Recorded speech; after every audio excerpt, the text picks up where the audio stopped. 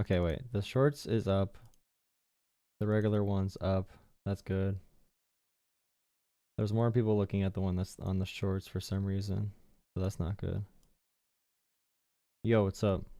I'm starting in a minute. I'm just getting some stuff together. Making sure I have everything ready. I don't know if I have everything right now. Not that I have that many components. Everything right now. Not that okay, that works. Okay, 6 viewers. Thank you. Drop a like. Drop a like. Drop a like. Thank you. I'm gonna grab a drink and then we'll get started. Need some water. How's it going tonight? How are y'all doing tonight? Are you feeling good? I'm feeling pretty bad, honestly. I saw Bernie talk today. Bernie Sanders. In person. That was a good uplifting moment today. Made me feel a little bit better. Not really better, but like, you know, being in person with a bunch of people who are passionate about things helps a lot, just in general with motivation. Middle of Pennsylvania, somewhere in Pennsylvania. It was at a union. Well, there's a union, a bunch of union events.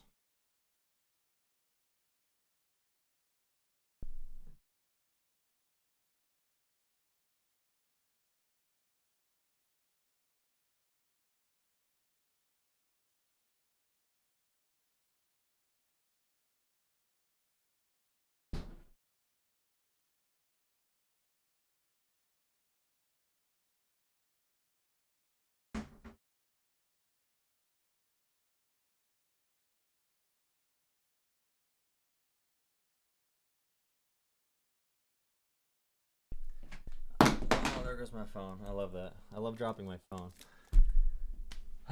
Yeah, there's a split stream again.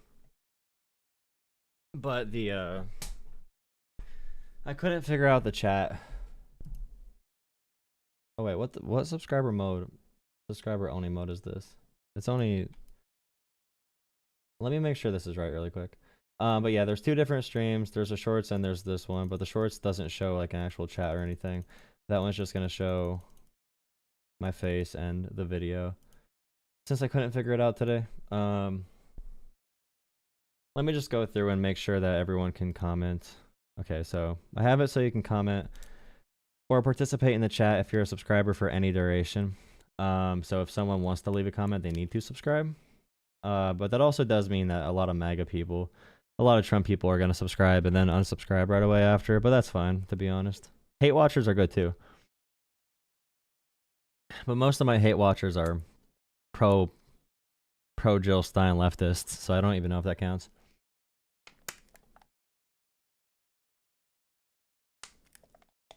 Yeah. I read through all my comments that were blocked today. A lot of blocked comments.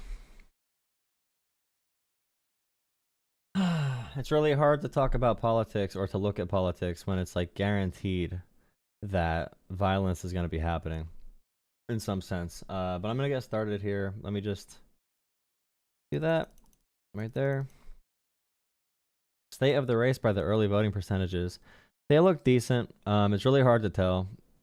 I bring up a lot. There's a lot of races that had really bad polling misses. So if you look at Pennsylvania, I don't know if any of the polls matter. I really don't think they matter at all. The fact that RCP and Nate Silver are saying that Donald Trump has like a 90% chance to win is based off of no real science. Nate Silver said he's trusting his gut, aka Nate Silver's being paid off to give opinions instead of being an actual pollster and talking about stats. The entire right now, the entire right wing in America knows they are going to lose this election to Kamala Harris if every vote is counted fairly. So this entire rally today was focused on chaos and getting people more and more mad, talking about more lies, because they know the only way they're going to win is if they are able to successfully throw out ballots with legal challenges, overall chaos, and if they're able to intimidate people. And if Donald Trump loses this election, we are almost guaranteed to have some type of violence on behalf of Donald Trump and his followers, which is really scary. It's a really scary place to be in. I do believe Kamala is up by a decent amount in many of these states, but there are many election deniers who are in charge of different county election offices. So the people counting the ballots, we know that there's actual election fraud proven from the MAGA Republican side. That does happen, and this is actually proven. So I'm scared about that. And also, like I said, we're guaranteed to have some type of violence or public upheaval in the next 2 weeks. The next week, 9 days, 10 days, whatever, the election. It's not a, is it going to happen? It's more of a how bad is it going to get? And it's terrible being in that position. And being myself in the work I do, I'm not feeling good, obviously. I don't want poll workers' lives to be in danger. I don't want JD Vance threatening poll workers' lives and encouraging supporters to harass poll workers and people that are just trying to do their jobs. I don't trust. Yeah, you can compare things to past 2 cycles, but how are we going to compare 2016, which is before all of the new laws were passed, and how are we going to compare anything to 2020 as well? Like, there's no way. When it comes to presidential elections, we've only had, like, how many presidential elections have we truly had? Like 40 that were actually contested. Yeah, I don't know. I don't like any pundits making predictions right now off polling. Polling is a science. Polling has a bunch of different methods, and we can't trust anything right now. We just gotta vote and hope the votes are counted correctly. Anyone making like super confident assertions about the election and about strategy and about where voters are going is a charlatan and is just trying to do it for views, and they need to have commentary to get money if they make any confident claims. And we have a lot of Republicans who are going to be voting Democrat. We don't know. We have no idea. But let's get into the Donald Trump. This is going to be really bad. I've seen a couple clips from the other speakers, but this is going to be ultimate. Yeah.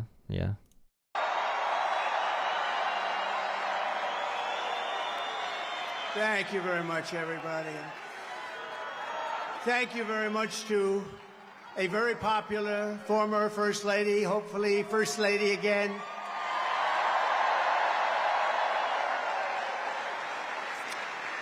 And Donald Trump and Melania are definitely not together, and they have not been together ever before in life in general. But even at their like former standard where she was with him in public often, she isn't even around him anymore. They have to pay her for appearances, and she comes around like once a month for Donald Trump. It's really sad. I just want to say a very big hello to a special place, New York, and to an incredible arena, Madison Square Garden. Incredible.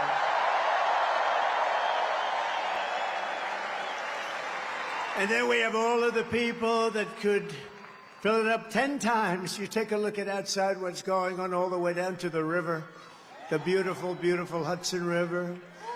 They're outside watching this now at levels that nobody's ever seen before. They've never had it. And I want to thank Jim Dolan. He's been incredible. He's been just incredible. Damien, okay, so let me get this straight, Lefty. You think that the Democrats with their sick and perverse woke agenda is family-friendly or Christian? Democrats are much more Christian when it comes to caring for neighbors and caring for immigrants and caring for the poor and treating other humans as Jesus would have told us and taught us to, and how Jesus did actually teach. You have to tell me actual claims. I can't respond to your BS political arguments, okay? You're sick and perverse woke agenda. Make an actual claim and we can talk. The job they've done. Actually, you're probably a bot. I can't respond to bots. Like, genuinely, that's probably a bot account.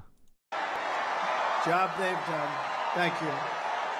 But I'm thrilled to be back in the city I love, and thousands of proud, hard-working American patriots. You're with me. We're all together. We've always been together. And I'd like to begin by asking a very simple question. Are you better off now than you were 4 years ago? I'm here today with a message of hope for all Americans. With your vote in this election, I will end inflation. I will stop the invasion of criminals coming into our country. And I will bring back the American dream. We need the American dream to come back home. Our country will be bigger, better, bolder, richer, safer, and stronger than ever before. This is really painful, and I feel like we need to take a step back a little bit, but it's worth studying. So everything Donald Trump says, like, were you better 4 years ago? We were not better 4 years ago. The economy is stronger now than it was in 2019 before the pandemic, by far. By leaps and bounds, we've been very successful. But the story and narrative that Donald Trump sells, people don't have the information available to deny it, and they don't want the information. They're seeking out confirmation bias, and they're seeking out anything that'll agree with their already predetermined worldviews. So we're going against a cult. So when Donald Trump says everything, as we know, he's feeding into that narrative. He's about to repeat claims that have been debunked by Republicans, Democrats, everyone in the world. Like, he's going to repeat things in this speech that are so against reality that he needs to be like actually boxing reality itself. Like, it's a fist fight with what's real. And it's really, really sad and scary that he's able to just like say these things. And the media backs it up. This election is a choice between whether we will have 4 more years of gross incompetence and failure, or whether we will begin the 4 greatest years in the history of our country. We will achieve success that no one can imagine.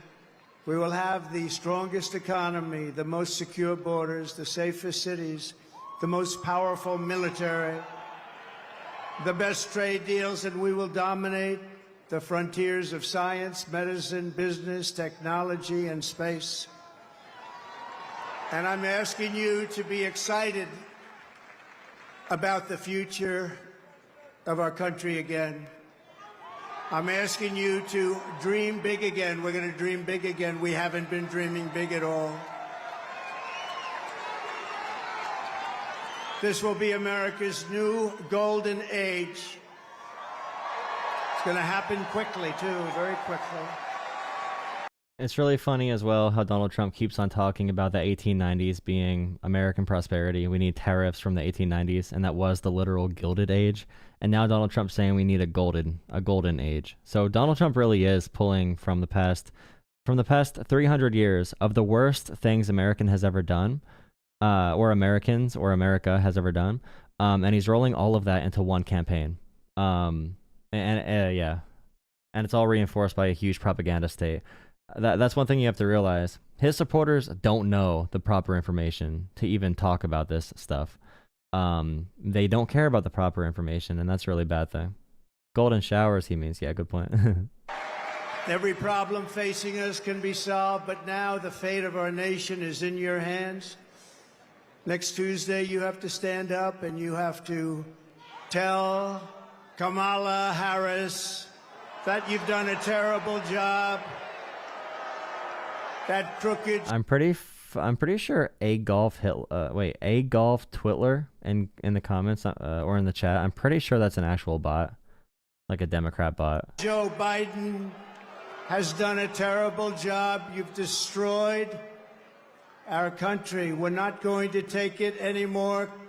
Kamala, you're fired. Get out. Get out. Are you just copying and pasting that stuff? Because you're typing it really quickly. Are you just venting right now for me? I appreciate it. You're fired.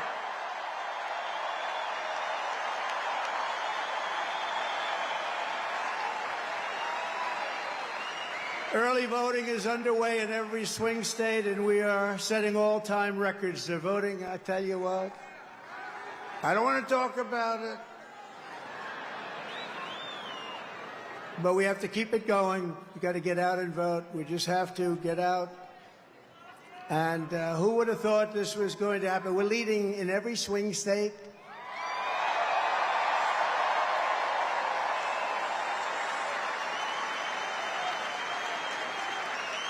But it doesn't mean a thing. It only means how are we doing at the end. So look, we have 9 days from now. And we're going to defeat Kamala Harris, and we're going to win back the beautiful White House.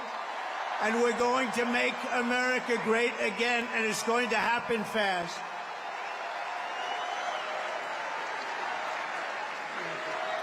Yeah, we also had Elon Musk talk about how we might need to endure hardship as a company or as a country, not company.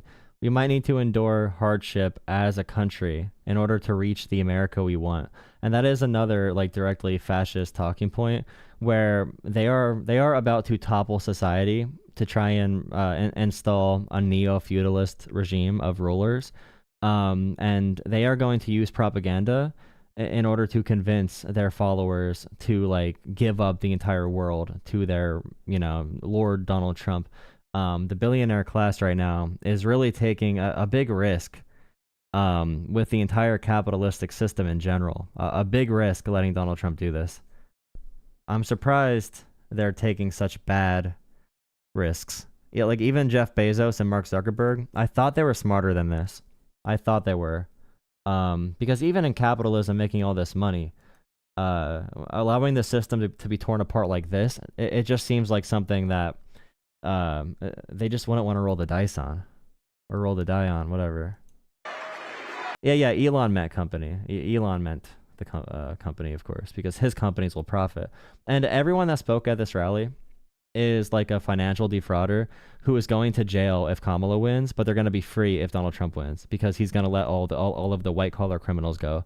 And it's really sad, bro. They're all turning to fascism so they can hide their white collar crimes. Thank you.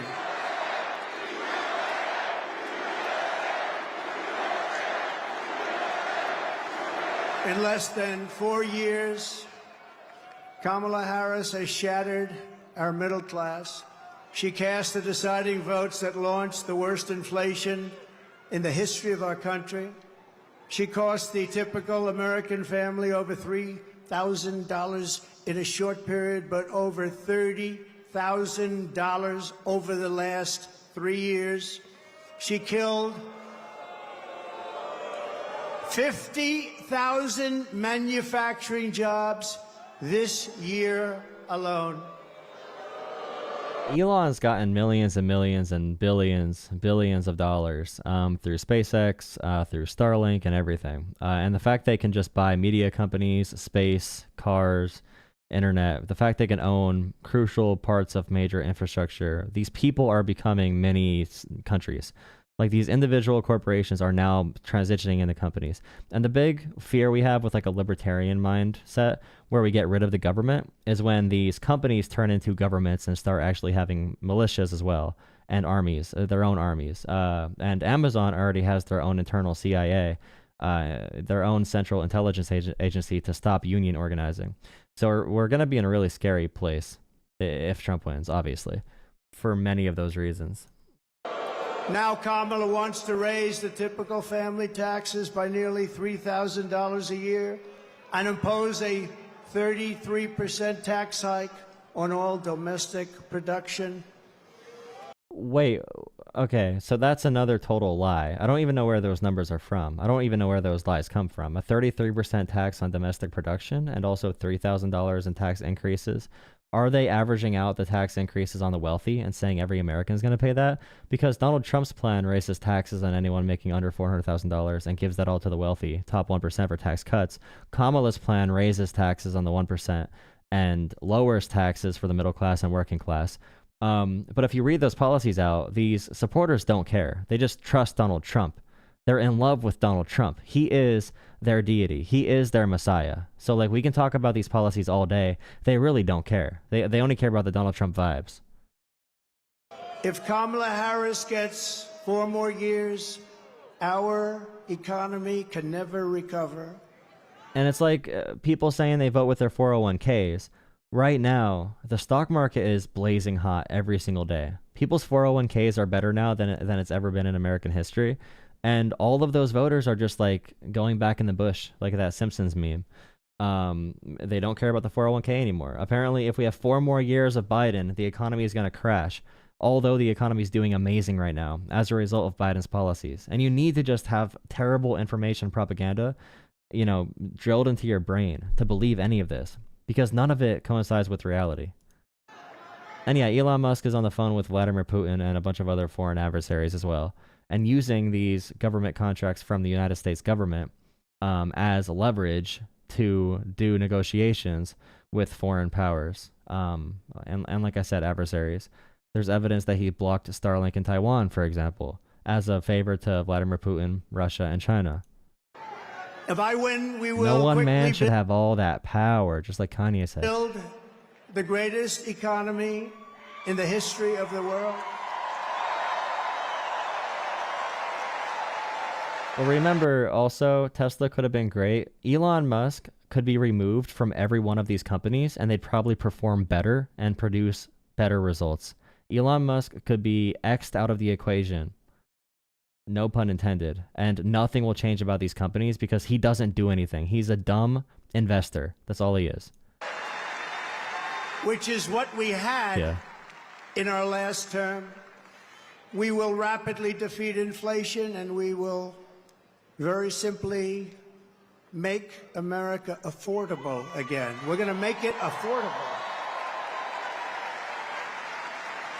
Make sure you drop a like on the streams. Someone said on the YouTube shorts, it doesn't matter who wins. Bank, reset, and debt. NASDAQ isn't the reality. It's not the reality, but right now, when it comes to people's standards for why they say they vote Republican, they've always said they vote Republican because of their 401ks. And now they just don't make that argument anymore, conveniently. And Americans still do better when the stock market does better. We still don't want, we never want a recession, obviously.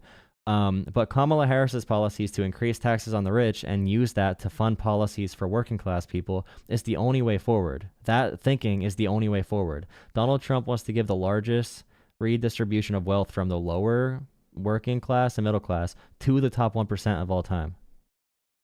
And he has zero actual plans. It's terrible.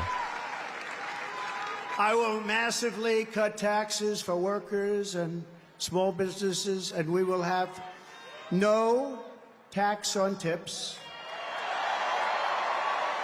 no tax on overtime, and no tax on Social Security benefits for our seniors.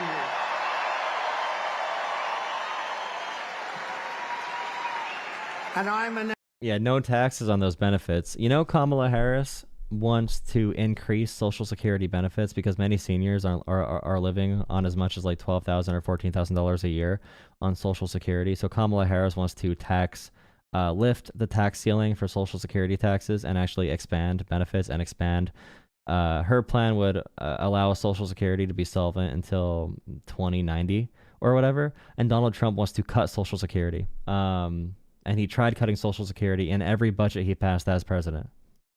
Announcing a new policy today that I will support a tax credit for family caregivers who take care of a parent or a loved one. It's about time that they were recognized, right?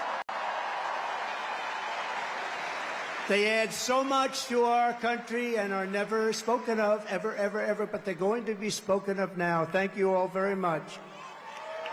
I'll also make interest on car loans fully tax deductible, but only for cars made in America. Wait, so he's going to eliminate taxes completely on everything. This is like, I know he said about eliminating federal income tax. He's making the worst libertarian arguments we would have made fun of a few years ago, and we still make fun of them economically. And the issue is voters right now. He really has unlocked a group of voters that have no idea what's going on at all. Like, they think they don't understand how the system works, like supply chains and infrastructure and even like the military and other systems that government provides to, facilitate the free market. Even just that, let alone healthcare and Medicare and all that stuff. People don't understand the roads they drive on are so expensive. Like, they don't know that one stoplight is like a $20,000 bill. They take it for granted, so they don't understand when they pay taxes, they're actually getting a return on investment. Unless if you make more than $1 million a year, what you're paying in the taxes, you're getting much more benefit back from the government than you're giving in. Most people that complain about taxes are making money from taxes. Have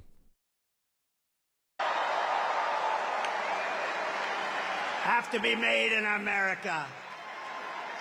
And we will achieve energy independence, and we will do something. We want it so badly. We're going to do something. You know what we're going to do? Front row Joes. I got front row Joes here. Well, KA in YouTube Shorts, it does matter who wins. It really does matter because Donald Trump wants to take away and ruin every part of the federal government, especially if the Republicans win the Senate and the House. He wants to ruin every part of the U.S. government that would allow any of Andrew Yang or Bernie Sanders' plans to even have a chance of working. So if Trump wins now and then someone else wins in 4 years, that entire next presidency is going to be rebuilding what Donald Trump destroyed. And that's why Bernie Sanders and Andrew Yang are both going really hard to make sure Kamala Harris wins, because Andrew Yang and Bernie Sanders know. And Bernie has dedicated his entire life to this work. They know if Donald Trump wins, their entire life's work, everything they ever cared about is gone. And we're going to have to start from zero again. And they don't want that. I got the ladies from North Carolina, number 249. This is the 200, and you look so beautiful. We have a lot of people. They followed us, but we're going to do something. The ladies can tell you what we're going to do. We're going to drill a baby drill. And I will terminate the Green New Scam, and we'll cut your energy prices in half, 50%, within 1 year from January 20th. Is the fake news hearing that? Whoa! Look how much. Wow, that's a lot of fake news. That is a lot of fake news. And by the way, when Donald Trump makes all these promises, we talk about fascism and authoritarianism. When he makes that promise with no actual plans, with no way to get it done, and he's making up whatever flies in his head at that moment that sounds popular, and then he pivots right to the fake news and gets the crowd mad at them, that is not on accident. That is 100% purposeful, because when Donald Trump gets in office and does not deliver on any of these promises, he is going to blame immigrants and the fake news, and Donald Trump is going to try to cause violence in America as much as he possibly can. So that was, yeah, he really just says it. But when he gets in the office and nothing works, you know what's going to happen. You know exactly what's going to happen. And you know what happens in Russia when a political leader loses power and they need to stay in power. We know what happens in Israel. Unnecessary conflict, chaos to make sure that the executive can stay in power as long as possible. And that is the model of Donald Trump, J.D. Vance, Peter Thiel, Elon Musk. All of these people are working to destabilize America in general. And Donald Trump's narcissistic, dumb personality and his vengeful, spiteful, little crybaby energy, that will allow the influence needed for Americans, enough Americans, to go absolutely crazy for no reason. If Donald Trump tells people to do something crazy, do you really think they're not going to do it? Do you really think they're not going to? He's going to lie about FEMA in this again. He's going to say that no one ever responded to the hurricanes at all within this speech. No one ever responded to the hurricanes. No one ever came from FEMA. No one ever helped at all with the hurricanes. He's going to say that again 3 weeks later. And the media is probably still talking about like Kamala Harris not being specific enough on her policies. Yet we had a militia holding guns and brandishing weapons, pointing weapons at FEMA workers who are trying to help people because of Donald Trump's lies. Look at that. Wow. That's got to be a record, Mr. Speaker. I think that's a record. Well, yeah, people fall for this. And I'm going to pause a lot because this is like my time to give my full analysis on this. If I want to make videos and get views, I can do that. But I appreciate all of you being here for this conversation too. You have to think, and I know you're all smart, but people fall for this seriously. There has been a huge section of the American population which has always fallen for this. But due to Joe Rogan, due to Donald Trump, due to populism in general, we used to have where we had like a Mitt Romney say the 47% comment, and people were mad about that because although the United States voter turnout numbers were low, the people who did vote actually cared about decency and educated policies and some semblance of reality. Now we have 40 million new voters, probably actually 40 million new voters who are literal, like, they will believe any made-for-TV advertisement. They buy 9/11 commemorative gold coins. They buy into alternative medicines. They believe any conspiracy theory under the sun. So yeah, these people that are in this movement now will believe anything. And them being activated is very scary and dangerous. And it's all about education and information. Those are the only two things that mattered. That is a lot of fakers back there. To bring back millions of jobs, we will give our companies the lowest taxes, the lowest energy costs, the lowest regulatory burdens, and free access to the best and biggest market on the planet. Remember this, if we keep going like this, we won't have the biggest and the best. We won't have a market. Please drop a like. I see 134 viewers on YouTube Shorts. I know you might just be sticking around, but we're doing some deep analysis of this, so please stick around. Drop a like on the stream to get it boosted. We also have the regular stream on my channel. Someone just said that not true. My money in NYC is all going to immigrant food 2000 debit card. Okay, you're also believing fake things. That's not a thing that's happening, but We won't have a country.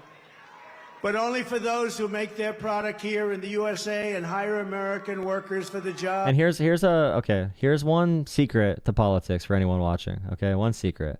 If you have a problem with someone in a dire position who's in poverty, maybe an immigrant, maybe a working class person, if you have a problem with them getting support, so maybe a couple $1,000s, or maybe food, or maybe you see someone on food stamps get a bag of Doritos, if you wake up every day and you point your anger at someone in a worse position than you, or if you point your anger on a fellow working class person, or if you point your anger down in any direction at minority groups or anything, you are a sucker.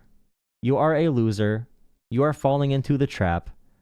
Every conversation should be around why is the budget managed to protect those in power? Why are there so many billionaires? Why are there so many billionaires that own space companies, media companies, and all infrastructure? Why do these people get to donate unlimited amounts of money to campaigns? If you spend any part of your day being mad about the minimal support we give to immigrants and poor people, then you need to go look in the mirror and start caring about shit that's actually real. Only for those who make their product here in the USA and hire American workers for the job. And if these companies don't make their products here, then they will pay a very stiff tariff when they send their products into the United States for the privilege of competing with our workers and our now protected companies. We're going to protect our companies. They're not leaving anymore. They're not leaving anymore.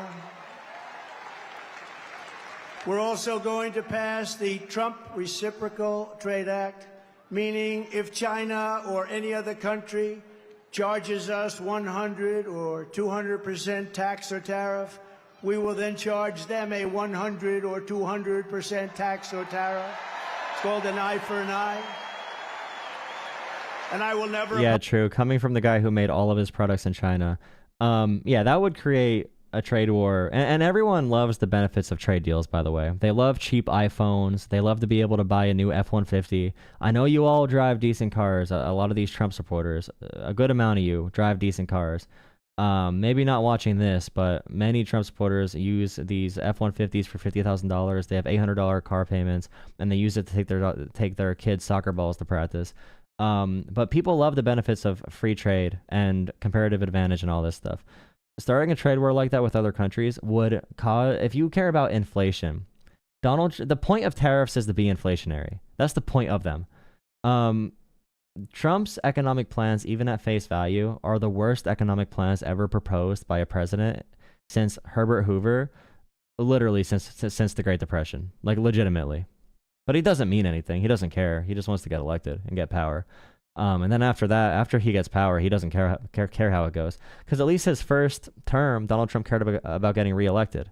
Now Donald Trump is in his second term, so it's actually in his best interest to cause as much damage as possible. Apologize for defending America. I will protect our workers. I will protect our jobs. I will protect our borders. I will protect our great families, and I will protect the birthright of our children to live in the richest and most powerful nation on the face of the earth.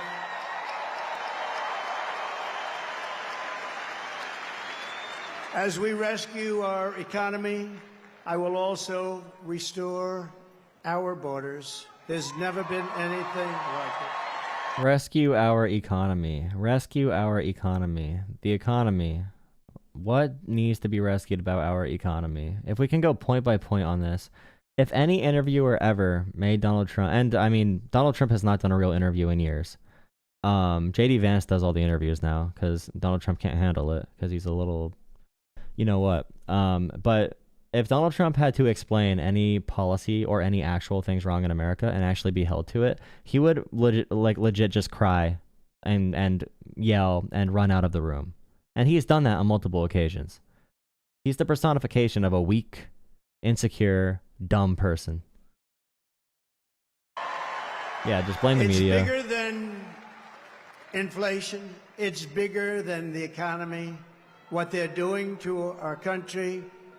They're allowing criminals from all over the world to enter our country. Okay, A and YouTube Shorts. You know, saying that Trump stands with farmers. You understand that U.S. farmers are always struggling. They need U.S. subsidies already to survive. And also, soybean farming is one of our #1 farming sectors. And the reason our soybean farming is so profitable is because we have good trade relations with countries like China, because they can't produce soybeans. So, if Donald Trump starts this trade war, which is what happened in his first term, American farmers will be dying. Their businesses will be dying because they need to sell their soybeans overseas. That's how we benefit from that's one way we benefit from free trade. American farmers would fall apart. We would lose half of our farms if Donald Trump did what he wants to do with tariffs. Over the past 4 years, Kamala Harris has orchestrated the most egregious betrayal that any leader in American history has ever inflicted upon our people. She has violated her oath, eradicated our sovereign border, and unleashed an army of migrant gangs who are waging a campaign of violence and terror against our citizens. There has never been anything like it anywhere in the world for any country. Kamala has imported criminal migrants from prisons and jails, insane asylums and mental institutions from... My favorite part about immigration issues is that if people did not have phones, they wouldn't even know immigration existed. You know what I mean? Like, if people were not able to be scared by Fox News and Twitter, they would not know immigrants were even in America. No one has any way of telling how many people are coming over the border. They don't see it in their own communities. In central PA or Wisconsin or Michigan, like, they might see people who speak different languages, but when it comes to criminal migrant gangs, that doesn't pass the logic test or the reality test. Because why would these families travel from these war-torn countries and try to seek asylum only to, you know, come to America where we do have laws and commit crime? Why wouldn't they stay in countries where crime is legal and they can just be in a cartel? They would never do that, and it doesn't happen. That's why immigrants have a lower crime rate than naturally born American citizens. Because if you're an immigrant and you're here, especially if you're undocumented, your main goal is to stay here because you want to have a good life. You are not here to commit crime. Committing crime is the last thing you want to do. You want to stay off the radar by any means necessary as an immigrant in America so you don't get deported and so you can try to seek some legal path to being a citizen. Especially when we talk about this issue, knowing that so many of our low-wage workers who do provide produce and food for grocery stores, those are people Donald Trump wants to go after. That would make food prices skyrocket as well. All around the world, from Venezuela to the Congo, a lot of people are coming from the Congo prisons. They're coming from all over the world. Over the last month, 181 countries violated our laws. Big number. And she has resettled them into your communities to prey upon innocent American citizens. Okay, so 181 countries. We set a big number there. We set a real big number, real big and scary. And she has sent these migrants into your communities to prey on American citizens for this non-existent crime, just like the non-existent Haitians eating dogs, just like the non-existent caravans, just like the non-existent spike in crime with immigration. So yeah, big scary number. Be scared, be scared, be scared. These other countries are sending people here, so it's also we should be at war with these countries, of course, and they are the enemy, sending in people, sending in these evil people. And yeah, they're being sent to your communities to prey on American citizens, to prey on them, because obviously immigrants are animals. That's the natural conclusion. And that's when we talk about like Nazism. And I hate that we have to use Hitler as the example, because all I see is, you know, well, Donald Trump supports Israel. Do you really think Donald Trump would support Jewish people if he was like Hitler? Because all people learned about Hitler in 9th grade was that Hitler didn't like Jewish people and that he was a bad guy. They never learned the actual things Hitler did to destabilize Germany, take power, and ruin that country. And what Hitler did to citizens who were dissenting against him that were not Jewish. We never learned that entire process, unless if you did more actual research and actual studying and actual education after high school. So now they can run away from it like, hey, I have a Jewish friend. But the day I take the oath of office, the migrant invasion of our country ends and the restoration of our country begins.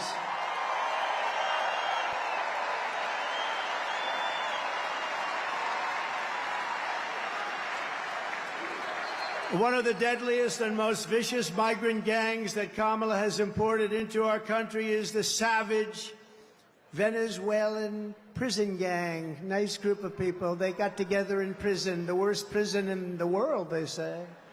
It's called Tren de Aragua. And that is taking over apartment complexes and unleashing a violent killing spree all over America, especially in Aurora, Colorado, where we have a governor who's petrified. Okay, so a killing spree all over America. I'm going to do a little bit of research and find out how many people have been killed by Tren de Aragua. Did he say? Of them, and maybe he should be. Tren de Aragua. But now they've all even over America. taken Yeah, all over America, all over. So when Donald Trump says this and his supporters read it, if they see someone who's not white in their community, they're just going to think that person's a violent gang member, and they don't speak English all the time. So, they're probably talking about me if they speak in Spanish or something. So yeah, it's priming everyone to see any immigrant as an evil monster, of course. Petrified of them, and maybe he should be. But now they've even taken over Times Square. Take a look. Orders, deadly consequences. Border crisis. Record high crossings are putting a They've taken over Times Square. strain on cities. I know people who live in New York very close to Times Square, and this has not happened. This is not a thing that happened.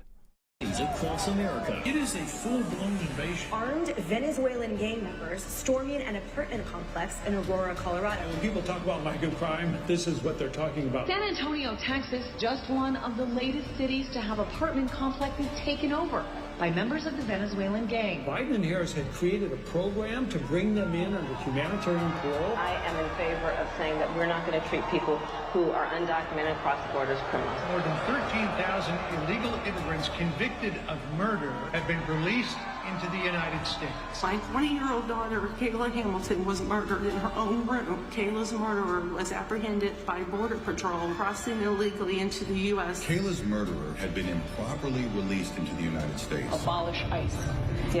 So there were a few crimes not attributed to any type of organized crime. And there's no reports about a gang, obviously, from Times Square. And Donald Trump said there was an organized gang that took over Times Square. I guess there were a couple robberies. But that feeds into the idea, many Americans believe New York City is the most dangerous place on the planet. I know many people who believe that. And if you show them stats about the actual safety numbers, because New York City is one of the safest places, especially Times Square, that's one of the safest places to be in the entire world. And actually rural areas that are poor have much higher violent crime and property crime rates than New York City per capita, per person. There's just more people in New York City, so you see higher crime pop up on the map. But yeah, this just feeds into that narrative, of course. We need to probably think about starting from scratch. More than a dozen people suspected of being Tren de Aragua gang members right here in San Antonio. The gang members had been terrorizing the apartment complex. New details in the murder of Laken Riley. The illegal immigrant suspect, who cops say committed the heinous murder, is a Venezuelan national. And was paroled and released into the country by the Biden administration. If they'd all been properly vetted, that probably wouldn't have happened. 2 men investigators say are in the country illegally from Venezuela are charged with capital murder in the death of Jocelyn Nungaray. And also, talking about the immigration crimes, there have been direct policies from the Trump administration that have resulted in people getting out of prison who then went on to do crimes, which include murder and rape. So when we talk about immigration and talk about Laken Riley, and right-wingers bring this up all the time, look, this is a direct result of Kamala leaving immigrants into the country. First off, we already know that immigrant populations in general, whether documented or not, have much lower crime rates than American naturally born American citizens. We already know that introducing immigrants into communities lowers the overall crime rate because, again, they don't want to get deported. But you have instances where some immigrants do commit crime because all groups of people commit crime and violent crime. So they politicize the death of Laken Riley, which is disgusting. Terrible. Terrible thing that happened. But when Donald Trump is responsible for people getting out of jail and they commit crimes, no one holds that against him because those people were not immigrants and they were white. So when we politicize these topics, we need to, that critical thinking it takes to really look through these issues. Blaming Kamala for that death is disgusting and political. And you're using that for your own political gain. YouTube poop. Manipulating clips, yeah. Wrapped his arms around it. Yeah, none of these stories have anything to do with each other. The clip editing is crazy. Murder and the death of Jocelyn Nungaray. Martinez and Angel wrapped his arms around Jocelyn's neck, took off her pants, and climbed on top of her. Later strangled Jocelyn to death, and then tied up her hands and feet. Court documents suggest a group of men arrested for beating and robbing a Dallas woman last month are members of a Venezuelan street gang. The men threatened to cut off her fingers if she did not cooperate. Manuel Hernandez was booked by Colleyville police just 2 days earlier and released the day before the robbery. A Peruvian gang leader who is wanted for 23 murders. He was arrested by Border Patrol near Roma, Texas, then released into America.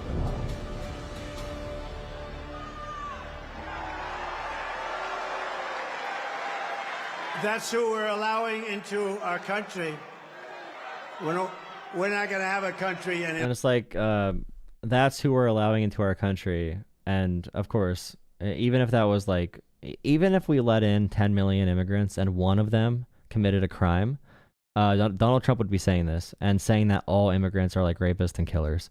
And of course, they're trying to deport legal immigrants that are not doing anything wrong at all. And they're actually great community members, like the Haitian immigrants in Springfield, Ohio. And Trump still lies about that. But we need to pay attention to the radicalization that, of course.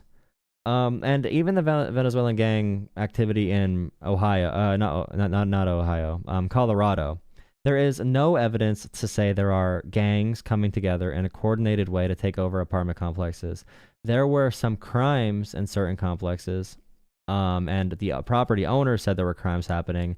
These were isolated. These were not connected. There was not like when they talk about it, you would think there was an organized takeover of these Colorado apartments, and these Venezuelan gangs have taken over towns. And Trump said it. These gangs have taken over towns all across America, heightening that sense of fear and talking about something that's very untrue. So how do we combat that? So we talked to the local police chief. They debunk everything Trump says in Springfield and also Colorado. Springfield, Ohio, and also Colorado. The governors, the mayors, they all debunk what Trump said. But Trump says, I don't care. I'm going to keep repeating this anyway. And many Trump supporters are fed information diets, which do not give them any conflicting information to their worldview. How do we combat it when these people do not listen to officials? To the point of where, like, John Kelly, it's 45 years in uniform, Gold Star father, and, 4-star general, conservative, served as Trump's chief of staff, right? I'm pretty sure. And he is not trusted. But Donald Trump can say that we trust Putin and Kim Jong-un. How do we beat that level of propagandizing? No longer, as who we're allowing in.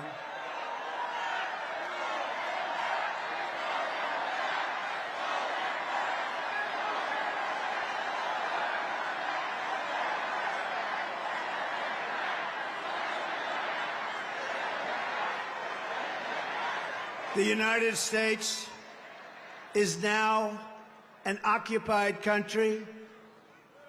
Someone said about Kamala, oh yeah, the U.S. is an occupied country. I guarantee you, if you don't have a smartphone that scares you, you can drive across the entire country without knowing there's even immigrants. You can easily do that right now.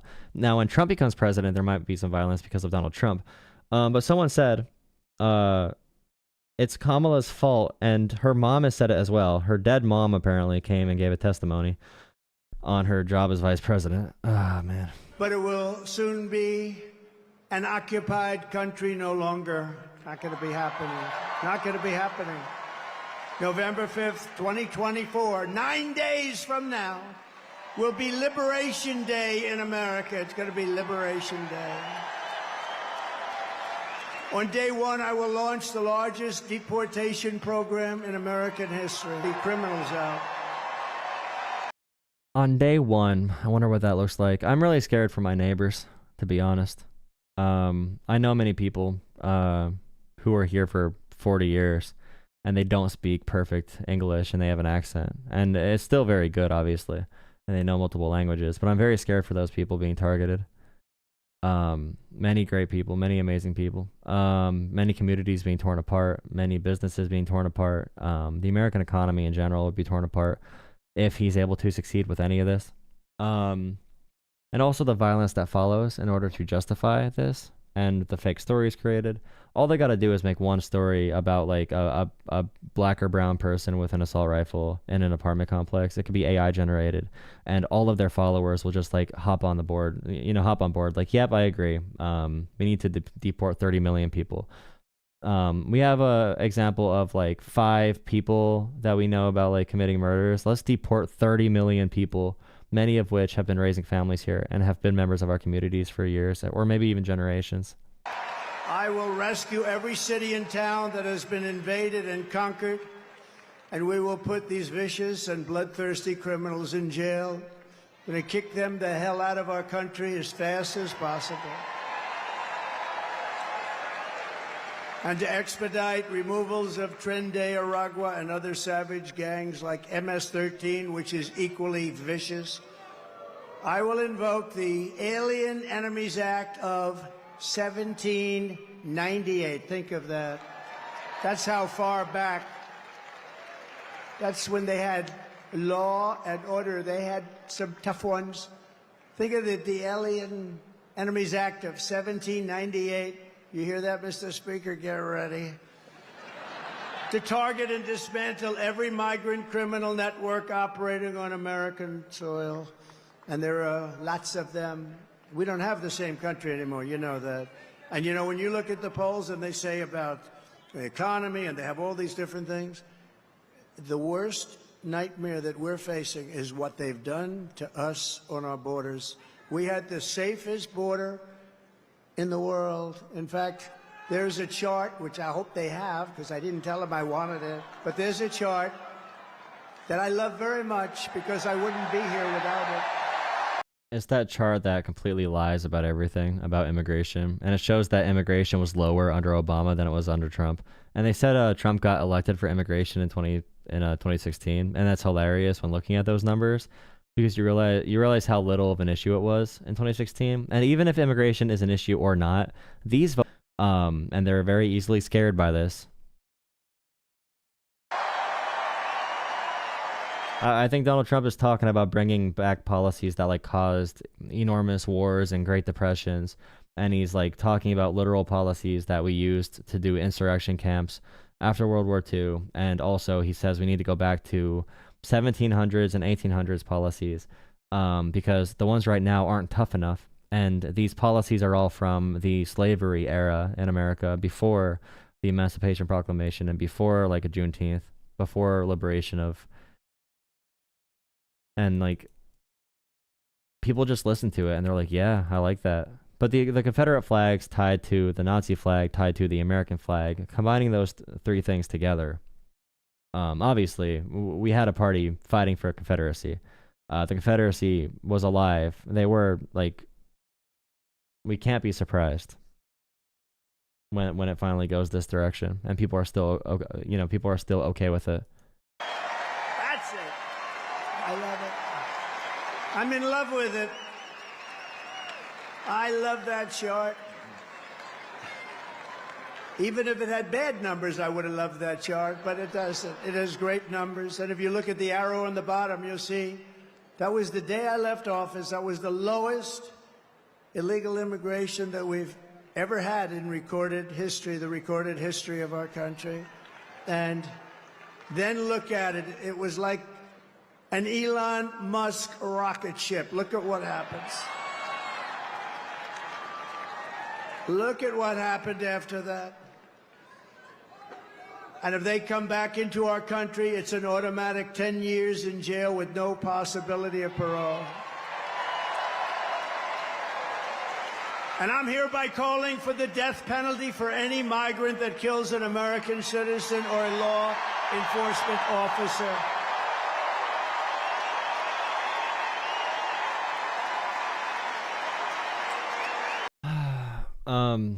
When Donald Trump talks about the death penalty, he also talks about how if we have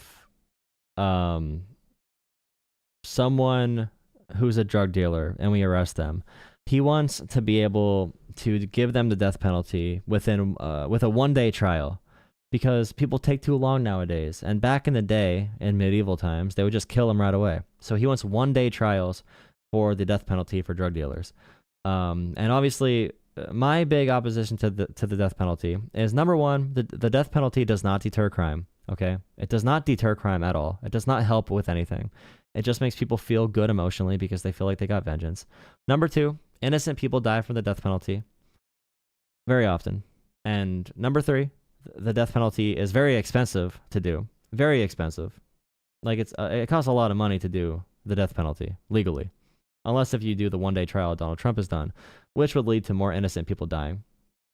It's non-rehabilitative, obviously, because people die. Even having the death penalty in your country is a third world kind of thing. Like only third world countries have backwards things like the death penalty and abortion bans. And number four, I don't want the government to have an easy way to legally kill me. I do not want the government to be able to easily kill me with minimal evidence. I know that's a hot take, and the conservative party in America that's all about freedoms would definitely agree with it. But I don't want the government or the state to have that power to kill someone. Even with due process, even with a proper case.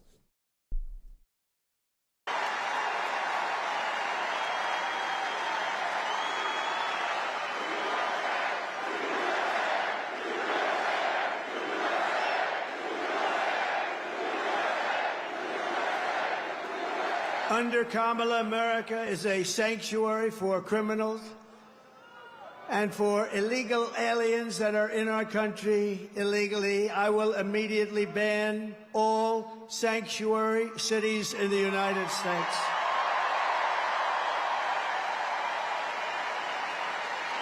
I don't think it should be allowed. I really don't think it should be allowed, ever. I don't think the death penalty should be allowed. And even from a punitive standpoint, punishment-wise, if you told me I had to either serve life in jail or get the death penalty, I don't know if I'd want to serve life in jail, to be honest. I don't even... I think that's not even a... yeah, it's more of a punishment for like their families, and it just makes people feel good. The death penalty should not be legal. It should not be a thing that happens. And I'll probably run for politics someday, and you know, this clip will be used against me somehow. But it should not happen by any logical reasoning, and I'm not going to back off that. It's stupid. You can't argue that we need to have a natural birth, and if you are dying, you need to have a natural death, and it's all backed by religion. So, like, I've had family members in hospice have to die until their bodies were completely depleted of resources, and their heart finally stopped as they're agonized and screaming in pain. We have to have natural death for that. But if the government determines that you're, you can be killed, then we can lethally inject you with a serum that destroys your insides, or we could blast their head off. Competence disqualifies her from being president of the United States of America. She is grossly incompetent. All you have to do is look at her interviews, look at what she did the other night on fake news CNN. Just take a look. She couldn't answer a question. She's unfit for office. Everyone knows it. No one respects her. No one trusts her. No one takes her seriously. Everyone knows she is a very low IQ individual. From humiliating our country in Afghanistan, to the war in Ukraine, to the nightmare on our border, to her inflation catastrophe, all done in conjunction with Sleepy Joe. But he was largely sleeping, wasn't he? After 4 o'clock, it's time to go to bed. To his and her egregious hurricane response, the worst response in North Carolina and other states since Katrina, but I think it was even worse than Katrina. They haven't even responded in North Carolina. They haven't even responded. There's nobody. They don't see any FEMA. You know why? They spent their money on bringing in illegal migrants, so they didn't have money for Georgia. And the fact he's still lying about this after a month, pretty much, and after so many Republican congressmen and governors and senators and everyone has called him out and said to stop spreading these lies, after a militia pointed a gun at FEMA workers, after so many people have denied FEMA help because they've been told by Donald Trump to not trust it, after so many people have been scammed because they believed FEMA's out of money, although I think only like 5% of the total FEMA budget was even spent, and FEMA efforts were at max capacity. They were working very well.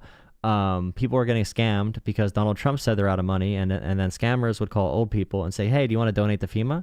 And old people would send scammers money because of Donald Trump. The fact he's still lying about this is one of the most disgusting and plain-sighted lies you can possibly have. And I know the media is not covering this correctly. I know it's whatever. But he was lying about this the moment it happened. The moment the hurricane happened, he politicized it. He lied about it. And he literally was saying, after Republicans spoke, a Republican would say, like, yeah, Biden's being great. He would say that Biden is not calling a state, and he's just allowed to do that. He's just allowed to do it. I can't believe, yeah, every governor said they got what they needed. Him, like, I've learned to not get mad about Donald Trump lies because they are so ridiculous and not based in reality. But this one is different for me because the other ones are outlandish and they're based in racism and hate. And this one is too, because he's saying all the money was given to immigrants. But this one is so easily debunked and so easily proven to be completely false by Republicans themselves. These governors and senators and representatives, it's so easily debunked. The fact any reasonable person would hear this and vote for him, it just can't be true that they're a reasonable person, or that they have any information about the real world. It's so utterly disappointing that this exists in this capacity. I can understand people being driven by hate and, hating immigrants and all that kind of stuff. And maybe there's lies. Maybe they're just kind of like silly. They don't have information. They're not educated. They don't know what's happening at the border, really. They don't know how the economy works, all that kind of stuff. But the fact that this is able to pass is crazy. in North Carolina and Alabama and Tennessee and Florida and South Carolina. They didn't have any money for them. They spent all of their money on bringing in illegal immigrants and flying them in by beautiful jet planes. They flew in. We just found that about a year and a half ago. Remember, we said, what's going on? Those planes, there are a lot of planes going over there. What are they? They would fly them into the middle of our country, our beautiful, beautiful country. And you know what happened? You take a look at Springfield, Ohio. Think of this. Think of this. Where 30,000 illegal migrants were put into a town of 50,000 people. No place can withstand that. Or take a look at Aurora. The number changes every time they talk about Springfield. Every time the number changes. Every single time. And everyone disputes this, of course. It's another thing. But what have they done exactly? What have they done? And they talk about, like, J.D. Vance was talking about population influx. So, like, how can this community and the healthcare system there have all these people move in at once? Which they did not move in at once. It was a couple thousand over a few years, gradually, because companies there wanted workers.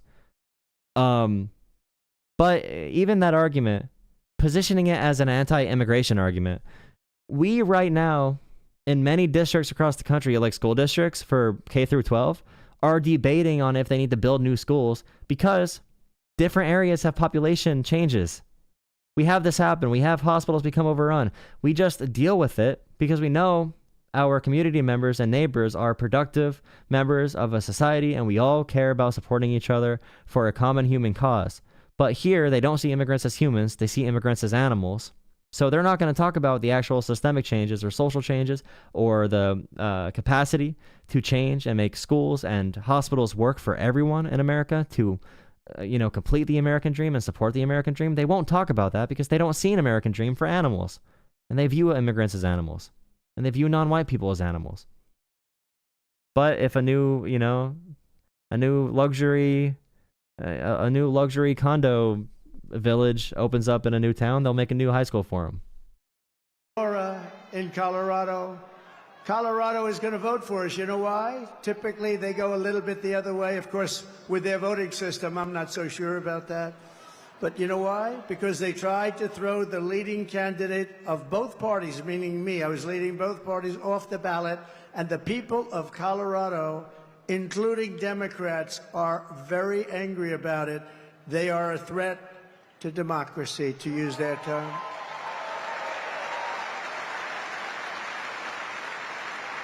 Isn't it nice to have somebody that's your president that doesn't need a teleprompter? We haven't been on teleprompter for a long time. I haven't been on this teleprompter. No, it is nice. You saw the other day where Kamala got a little stuck on the teleprompter, went a little bad. It stopped on her. You have to be, if you're a politician, you have to be able to handle that. Remember? You have to do the weave, he says. You got to do more than the weave. But it happens a lot as a politician. It happens. I mean, we have so many politicians here, great ones. Really great. Some are not so good, but great ones. And when Newt, or when the Speaker, or when Tommy Tuberville, who's here someplace, the great senator from Alabama, or when any one of our literally 75, by the way, should I introduce all of them by name? I should. Should I? No? Yes? I don't know. It's a lot. Speaker, should I? I don't know. Will they be angry? Yeah, they will. It's a lot of introducing, right? Let's keep going with this speech, right?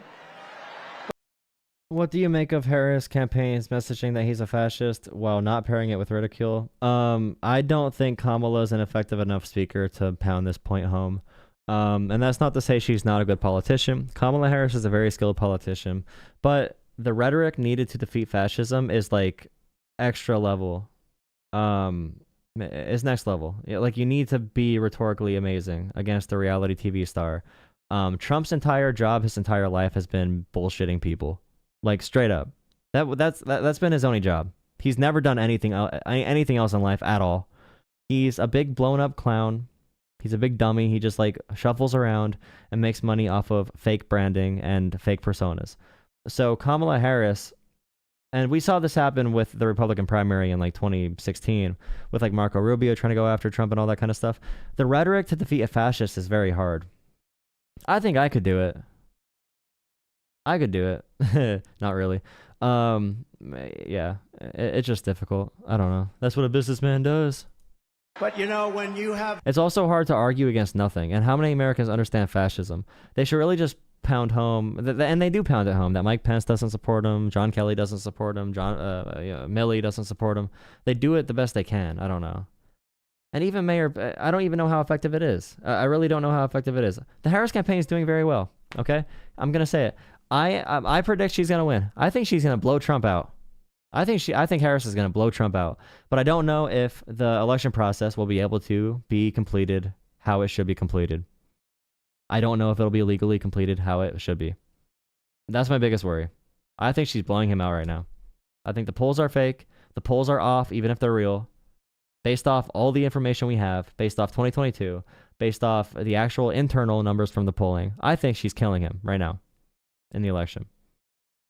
But it's a matter of how many ballots Republicans get thrown out, how much chaos they cause.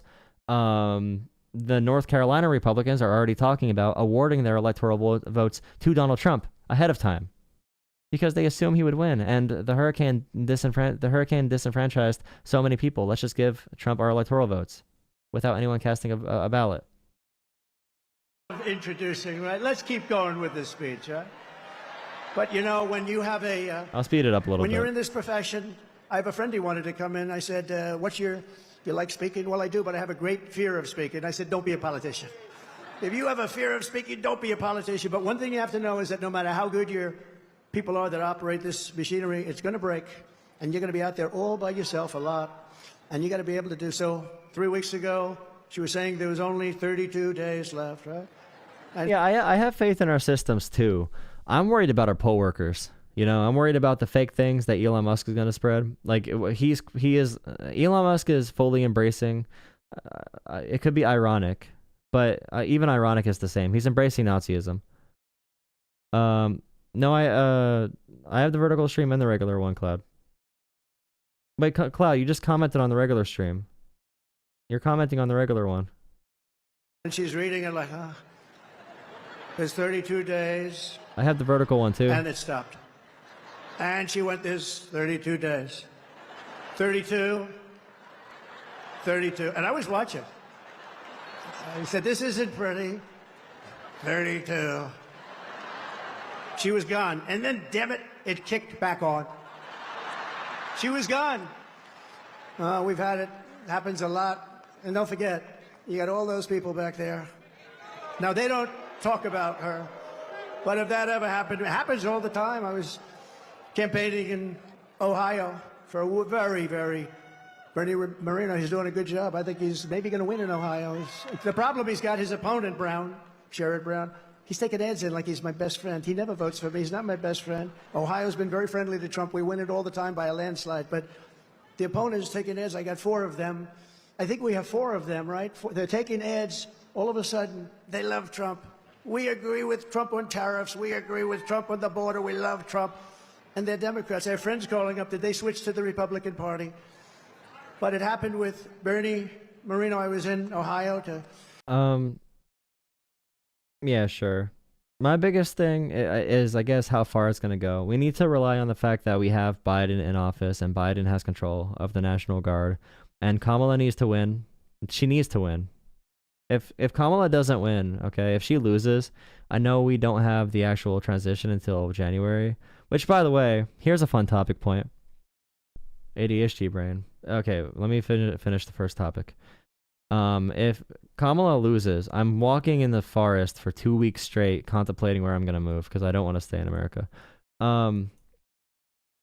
But Donald Trump and Tulsi Gabbard, Tulsi was talking about it. Donald Trump has rejected White House resources for the transition. So, like, they're supposed to set up arrangements now in case if Donald Trump wins. Drop a like on the stream, by the way. In case if Donald Trump wins, they're supposed to have a system in place, and they agree on certain things. And Trump rejected all of it. And Tulsi was saying how amazing that is. And she was saying that the White House is just mad that Donald Trump isn't relying on White House resources. Because it's amazing that Donald Trump is able to privately fund his own campaign, his own transition. And I'm thinking in my head, like, okay, they're not taking the public resources to do the transition to the Trump presidency. And they're bragging, saying they're able to privately fund their transition into the White House. That is insane. Like, yeah, we're actually privately funding our transition into the White House. We're not going to waste taxpayer dollars, of course. Like, that's insane, bro. To try and get him over the initial primary hump. And it was 45. Oh, no. The work I do in real life, I cannot avoid this. That's the issue. I'm going to be put on a list if Donald Trump wins. I'm going to be on a big old list. Mile-an-hour winds. And these it just depends how far they go. Like, you ever try reading a teleprompter where it's moving about 2 feet in each? But I didn't have to worry about that because even worse, they ended up blowing off the stage a lot of it. So I'm now in the first sentence. Yeah, that's the big point, Cloud, is that it's going to go global too. So it's not like it matters. Taiwan taken instantly, okay? China brutally invades Taiwan. They're done. I'm pretty sure Trump was just attacking Taiwan for going after America for whatever else, stealing our chips industry. Ukraine's gone. And then after Ukraine's gone, NATO gets pushed. Their buttons get pushed. And that creates a domino effect, which necessarily creates more border disputes. Russia probably goes deeper into Georgia again. There's so many things, bro. Like, I work in something adjacent to this. I don't really talk about it, but it's not like it matters. And I got Just know I say that I have a master's in government stuff. I have a master's degree. That's all you need to really know. Honestly, I don't even have a job, basically. I just kind of float around and do things, for real. 28,000 people and millions of people watching on television. I got no teleprompter. And did I do a good job, Mr. Speaker? And he won. Come on, there's 29 people watching. Even if you're a Trump fan, like the stream. There's more likes on the YouTube Shorts stream right now, bro. We have like 29 viewers. You're all going to leave once I say this, but come on. Drop a like. We have 12 likes. It's pathetic. And he won, huh? Thank you, Matt. And he won. This is the most consistently I streamed since 2020, since like January 6th.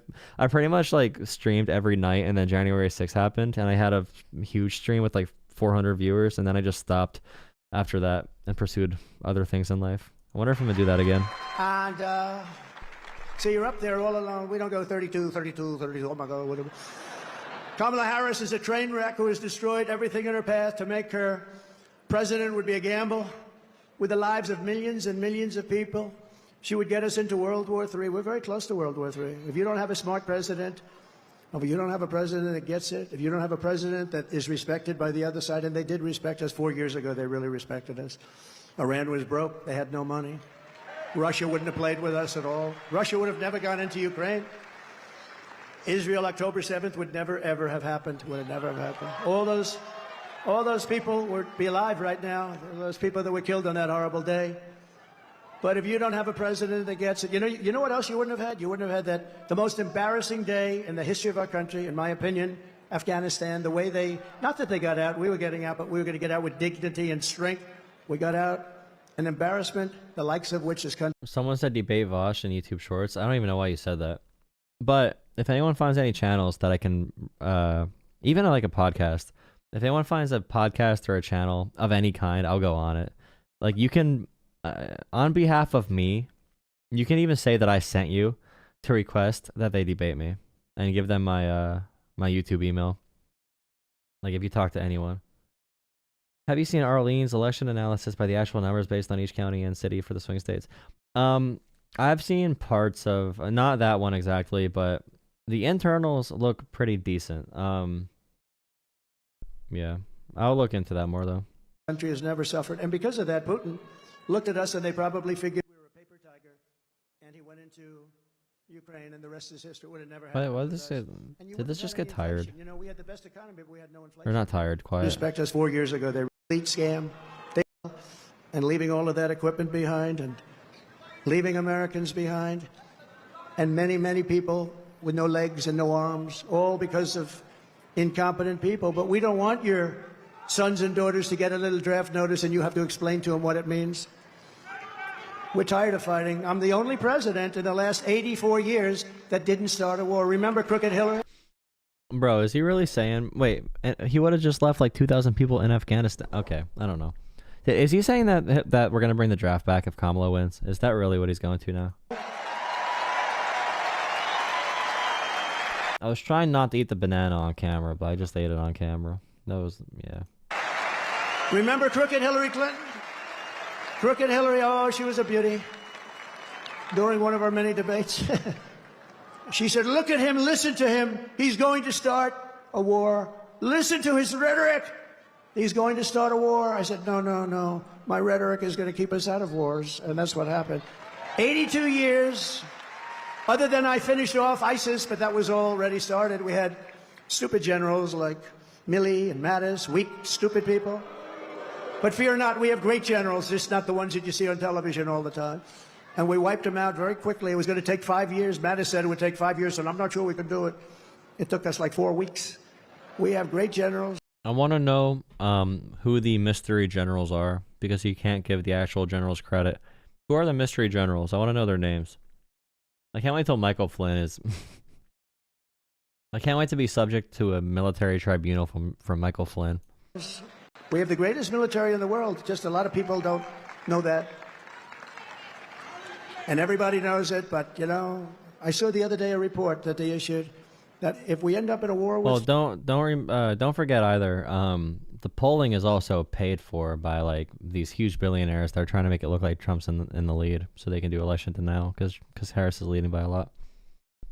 I've seen more Harris signs this election cycle than I saw Biden and Clinton signs combined times 10. But, you know, I saw the other day a report that they issued that if we end up in a war with China, we cannot win. We're not strong enough. So I said to myself, assuming that's true, how stupid are you to put out a report like that? How stupid. Why would you put out a report? Then they'll say, oh, Trump is not truthful. No, I'm smart. You don't put out reports like that. And it's not true.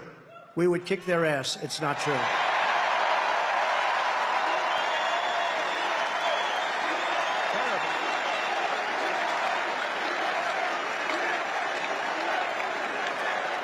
Our enemies are laughing at her. They want her to win so badly. Oh, they don't want Trump. They don't want Trump. I've made this position a very dangerous one because of that. That's why. Yeah, they don't want Trump, all right, bro. They just don't want Trump. I think I gotta make some bigger videos on this stuff. But one of the biggest things that we learned as well, and I wonder how far we can push it, is we really can say anything. We can just say anything and people will believe it. Is there anyone that is thinking that the U.S. is going to get into a war with China? Proxy, I can see proxy war. I don't see a direct war happening. I don't like. That's why I'm like really curious about what the overall plan is, because I don't think it really works with our free trade agreements and everything. Unless if there is a thinking where they think we can have like a neo-feudalist system and we don't need to maintain capitalism and we can move to even more authoritarian systems. Because like if China wants to push the Taiwan dispute, if they want more power there, and Russia wants to constantly poke at Ukraine and Georgia, I'm not really sure where we go from there. I don't think an actual war with China would happen. The rich would never allow that to happen, unless if they are flying too close to the sun, which is possible. The rich might be flying way too close to the sun right now, and they might come and have a reality check. That's a possibility. It's a very dangerous. You know, if you drive a race car, you have 1/10 of 1% chance of dying. If you ride the bulls, I think the bulls are pretty nasty, right? You have about the same 1/10 of 1% of dying. If you become president of the United States, you got a hell of a shot at dying. I never knew that when I ran. I never thought about it, but here we are. Here we are. And I'm okay with it. And I would rather be here than any place in the world. Kamala, high taxes. Trump, low taxes. Kamala, high crime. Trump, low crime. Kamala, freedom, safety. Wait, no, sorry. Trump, safety. Kamala, crime.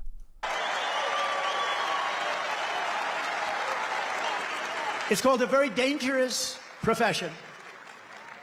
But if we win, our enemies won't be laughing anymore. They're not going to be laughing. And you know what? The truth is I got along with all of them. I got along with Putin. Ukraine was the apple of his eye, but I said, Vladimir, don't go in. Remember, I ended the pipeline in Europe. And then when Biden came in, he approved it. But he ended the Keystone pipeline, the one in America. So he got it a little mixed up, didn't he, huh? Nord Stream 2, I said, we're ending Nord Stream 2. Everybody said, what is Nord Stream 2? I said, that's the massive Russian pipeline where they're going to make a fortune, where they're going to Germany and all countries in Europe. So I said, you mean we're fighting to help them with NATO and spending all of that money, and they're paying the person and the group that we're fighting billions of dollars a month? What the hell are we doing? I ended it. I'm committed. I don't want to watch this anymore, but I feel committed to watching till the end, for real. Wait, who is playing? What are you talking about? Who's playing what? I want to talk about Trump crime. My Harris sign got stolen, and it seems that many others in the area too. Yeah, that's not good. I saw a lot of Republicans for Harris signs today. Like tons of them. I don't know. I usually am pretty pessimistic about white women and like the way they vote, but I feel like a lot of suburban white conservative women are actually going to be coming out for Kamala. I think that's one thing right now in the early voting numbers. Women vote way more than men, and Kamala is leading by more with women than Trump is leading with men. And women vote more than men. And that's why the polling numbers are confusing that say Trump and Kamala are neck to neck, because all of the polls that say that are basically saying that Donald Trump is going to have this huge voter block that's not likely voters. You know what I mean? Like all these low propensity men voters. And I just don't see that happening. Am I actually listening to this? I guess so. Possibly. I don't know. I don't know what I want to listen to. I could try to do a video. Oh, there's Jimmy Dore. Some Republicans don't want to vote for a convict. Not even that. I think some convicts are good people. I saw that debate on Twitter happening between Nina Turner and someone else. And Nina Turner was getting mad because people were calling Trump a felon. And they spent so much time rehabilitating felons. So, like, you could be a felon and, you know, come back into society. Or, like, be wrongly a felon.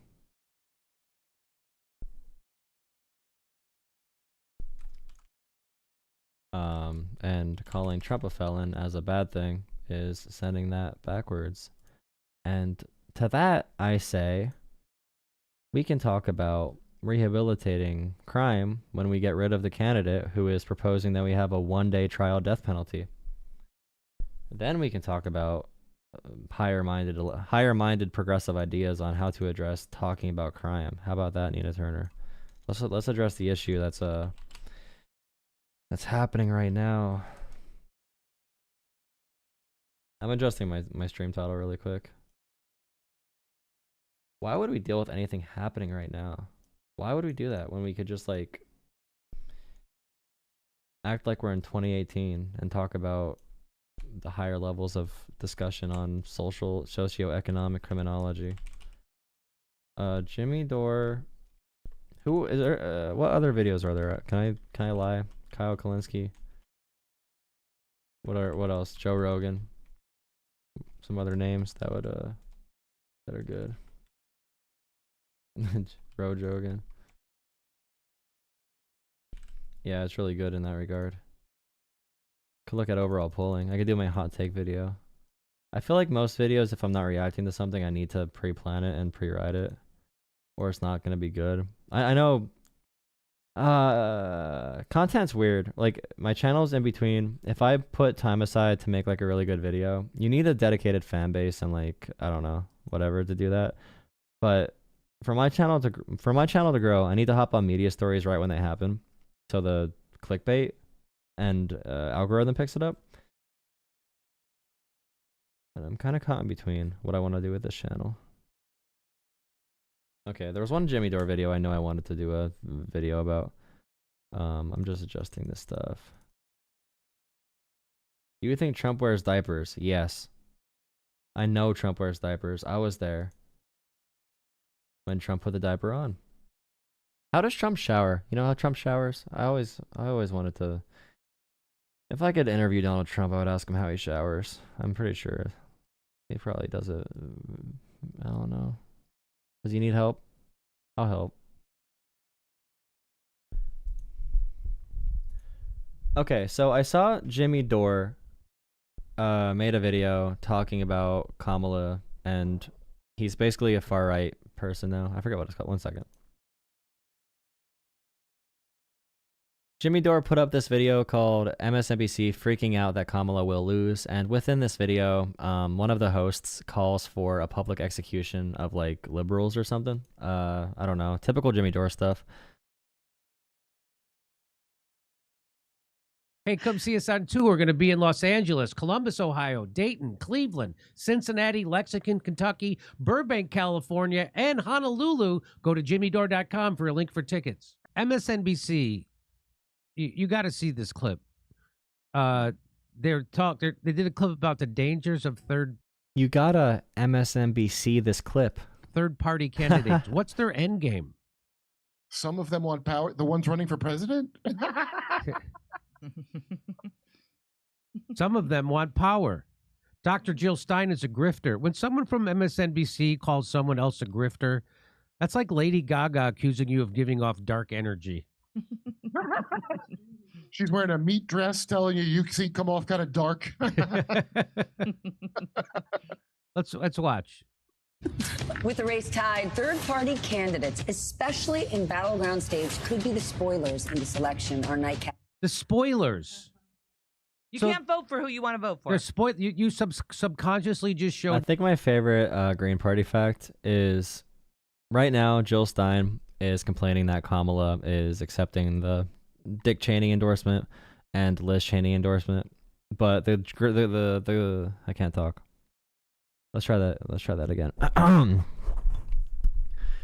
My favorite thing about the Green Party right now is they talk about the Kamala Harris, Dick Cheney Green Party, Green Party complaints about the Kamala, Dick Cheney, the Liz Cheney, Dick Cheney campaign, joining the Kamala campaign. But the Green Party is the literal reason that Dick Cheney got into power in 2000.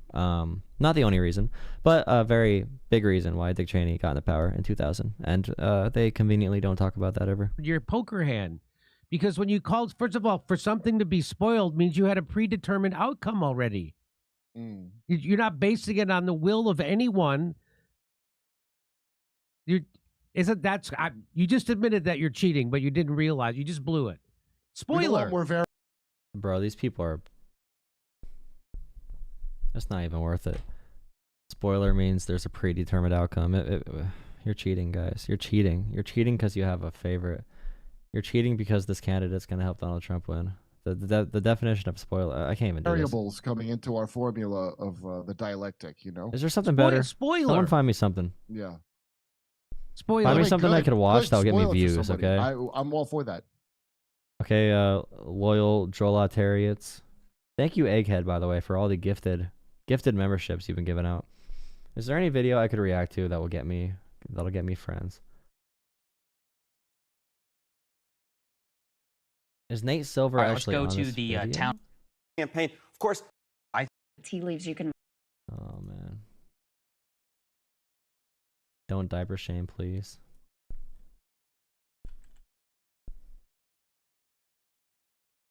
Hey, Legal Eagles.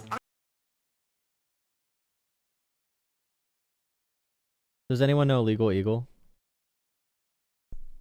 This is likely to be the most important. Okay.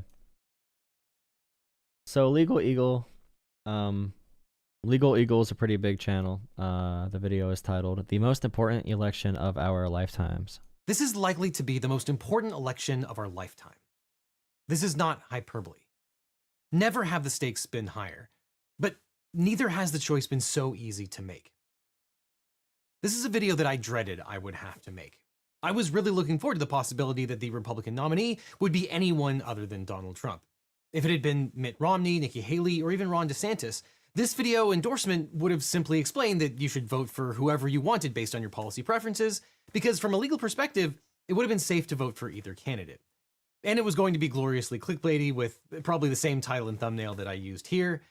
But unfortunately, this isn't that video because the Republicans nominated Donald Trump. Again.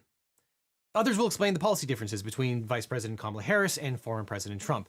But that's not the point of this video. I have very strong policy preferences, and while they do come out from time to time because law is the result of politics, this video's endorsement is not based on those policy preferences. What are Legal Eagle's policy preferences? Is he more like conservative, liberal? I'd assume he'd be like center left. And when I talk about a policy matter, I'm talking about the laws that a president might sign or the actions they might take, things that they can legitimately do under our system of governance. And those preferences are partisan, and that's fine. Reasonable minds can differ about those policies. But this is not about policy. This is about the law itself. This is an endorsement based on the law from a group of lawyers based on their experience and knowledge of the law, and it's about the preservation of our democracy. So, not to bury the lead, Legal Eagle cannot endorse Donald Trump for president. For the good of our country, the right vote is for Vice President Kamala Harris. Donald Trump represents an affront to the law. Kamala Harris will uphold the law. This election is a choice between a criminal or a prosecutor, and I'd like to explain why this distinction is the only one that matters in this election. Because Donald Trump represents a credible threat to the rule of law, free speech, and free elections. And without the rule of law, free speech, and free elections, the rest simply doesn't matter. At that point, your policy preferences are irrelevant. We believe that if you care about the rule of law, the even-handedness of our governmental and judicial systems, and want to make sure that your vote counts in the future, you cannot vote for Donald Trump in this election. I think those are actually 3 really good points to go from. So I talked to progressives about Palestine, for example, and I say, if we are debating in America simple freedoms and liberties, and we're talking about, do polio vaccines work? Should we have fair elections? Do we need a dictator? Is free speech okay? Should Donald Trump be putting people in camps and violating every human right imaginable? If we have those discussions in America, we are so many steps away from Americans caring about Palestine. We need to make sure our elections are fair, we have civil freedoms, and we need to make sure the political process works as intended. And if that does not happen within America, and you hear like progressives say, it's selfish for you to value American policies over foreign or domestic policies. It's not really how that works. You know, it doesn't work like, oh, we can just do good domestic policy and good foreign policy, or we could do like good foreign policy and bad domestic policy. We need to have a good domestic structure, or this country will never have good foreign policy. But whenever something like that happens, we try to skip all the steps. So I do like how he frames that. And I'd like to make the case that if you do care about the rule of law, Kamala Harris is the only choice. First, not to state the obvious, but Trump is a criminal who has no respect for the law and seeks to flaunt the law for his personal gain. Trump is a convicted felon many times over. Trump paid off an adult film actress to stop her from going public with their relationship and then falsified business records to hide a violation of election law. A jury convicted him of all 34 charges related to the incident, which was meant to influence the outcome of the 2016 election. Sentencing has been delayed because of the election. Additionally, Trump sexually assaulted E. Jean Carroll, then repeatedly defamed her. After Carroll won 2 lawsuits against Trump, the judge ruled that the jury had found that Trump's actions were considered rape according to the common definition of the word. Trump's apparent success as a businessman was built on fraud and a total disregard for the law. Earlier this— Bro, it's insane that our Justice Department did not move sooner on Donald Trump. I don't know what they were thinking, what Merrick Garland was thinking. Like, the fact they started the trial when they did, to the point where it would be delayed until after the election, where if Donald Trump wins, he'll walk free, and if he loses, he'll probably be in jail or whatever. Be found guilty, whatever the process would have ended up as. I can't believe we waited this long. Was it procedural? Was there a reason that Merrick Garland did not bring something sooner with like Jack Smith, and we just had an independent counsel? Like, is there a reason we didn't move on that when we could have actually done something about Donald Trump and trying to steal the election? This year, a New York court ruled that Trump fraudulently misrepresented his financial figures to get cheaper loans and other benefits. This went on for decades. Trump is now banned from serving as an officer and director of any New York corporation. He was barred from taking out loans from a New York bank, and now must pay hundreds of millions of dollars in fines. And those are all the charges that people say are politically motivated, by the way. All these business-related charges. Myriad of other cases. Trump was forced to pay $25 million to students who attended Trump University because the real estate seminars were a scam. Trump is banned from running a charity in New York because he misused charity funds for his political campaign. And that list of verdicts, settlements, and convictions is likely to grow substantially. Trump was indicted for illegally retaining highly classified defense documents and obstruction of justice. The most serious charge against Trump is that he retained national defense information, which is a violation of the Espionage Act. Bro, Trump tried doing Trump University like Andrew Tate did Hustlers University and couldn't do it, but Andrew Tate could. That's so sad. How was Andrew Tate so successful at doing the Hustlers University thing, but Trump was so bad at it? Is it because Andrew Tate's not an American citizen, so he has no less laws to abide by? Trump kept these secret documents at his private club, a place that has been described as a haven for spies. Trump was indicted in Washington, D.C. for conspiracy to defraud the United States, conspiracy to obstruct an official proceeding, obstruction and attempt to obstruct an official proceeding, and conspiracy against rights, all in an effort to overturn the 2020 election results. In Georgia, Trump was charged with committing a range of crimes related to the 2020 election in that state, including racketeering, solicitation of violation of oath by a public officer, and false statements. And Trump has been impeached twice. First, related to Ukraine. Trump's first impeachment occurred following a House inquiry that determined that he solicited foreign interference in his re-election bid, and Trump obstructed the investigation by instructing his administration officials to disregard subpoenas for documents and testimony. Trump tried to force Ukrainian President Volodymyr Zelensky to investigate Joe Biden by withholding military aid.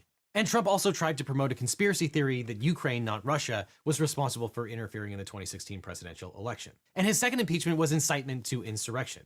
The House of Representatives impeached Trump for encouraging his supporters to storm the Capitol in an attempt to disregard the certification of the 2020 presidential election. Now, obviously, both times he escaped conviction in the Senate, but remember, impeachment is a political remedy, not a legal one. But the Trump bipartisan impeachments were unprecedented. And even Senate Majority Leader Mitch McConnell suggested that Trump should be convicted in court, regardless of the impeachment in Congress. There's a disturbing pattern of Trump's crimes. They are explicitly intended to subvert the democratic process. Trump has run for president 3 times in the last decade, and each time he's tried to illegally and improperly influence the outcome of the election. In 2016, Trump engaged in the hush money scheme to prevent news of his affair with Stormy Daniels from going public. And the Mueller report documents the many contacts between the Trump campaign and Russian operatives, concluding that Russia interfered in the 2016 presidential election by waging social media disinformation campaigns and by hacking the Democratic National Committee and the Clinton campaign. Russia, if you're listening, I hope you're able to find the 30,000 emails that are missing. The report also... Bro, I forgot about that. I really forgot that he was asking Russia to find emails about Hillary Clinton at that time. That's wild. Details 10 instances where Trump attempted to interfere with the investigation and obstruct justice. 34 individuals and 3 companies were indicted because of the Mueller report, including Trump allies Roger Stone, Mike Flynn, and Paul Manafort, who you will recall was Trump's campaign chairman. If a man is judged by the company that he keeps, Trump has surrounded himself with corruption. His 2016 campaign chairman, Paul Manafort, and vice chairman Rick Gates were convicted of conspiracy against the United States. His advisors, Roger Stone, Peter Navarro, and George Papadopoulos, committed obstruction of justice, contempt of Congress, and making false statements. Trump Organization CFO, Alan Weisselberg, was convicted of tax fraud. Trump's national security advisor, Mike Flynn, lied under oath. Chief strategist Steve Bannon was convicted